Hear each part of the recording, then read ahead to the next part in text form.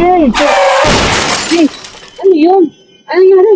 Nag-uwala Ako, mo. ikaw. Hindi ako. Diyos ko.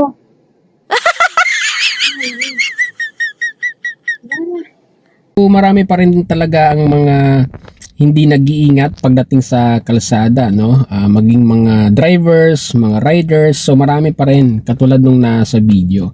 Kaya nga ito patuloy tayong gumagawa ng mga reaction video patungkol sa mga ganyang pangyayari para ma-aware yung mga new drivers, mga beginners, yung mga aspiring drivers na gustong matuto sa pagdadrive at the same time later on magdadrive sila dyan sa kalsada.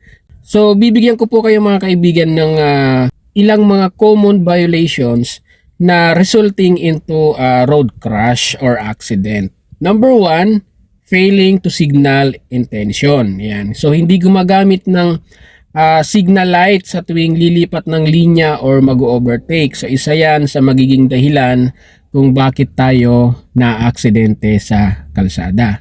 Pangalawa, disregarding traffic sign, road sign and pavement markings. Yan, binabaliwala natin yung mga guhit sa kalsada, yung mga traffic sign. So isa po yan sa magiging dahilan din kung bakit po tayo na-aksidente. Number 3, overtaking at an intersection. Alam naman natin na sa intersection maraming mga nagko-cross na mga sasakyan. So wag po tayong mag-overtake dyan. So overtaking while turning, overtaking even if is not clear. So yan po yung mga dahilan, ilan sa mga dahilan kung bakit tayo na-aksidente. So iwasan po natin yung mga ganong driving habit kasi kadalasan dyan po nagmumula ang aksidente. Katulad nung nasa video, bigla na lang siyang lumipat ng linya para mag-overtake, hindi man lang tinignan, hindi man lang nag-check kung may kasalubong. At the same time, kung mapapansin nyo mga kaibigan, yung sitwasyon po ng kalsada ay mayroong solid line sa gitna.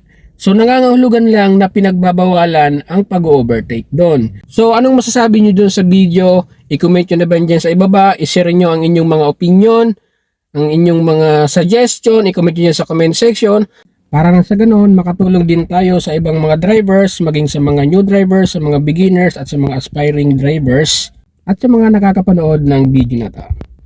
Bye-bye!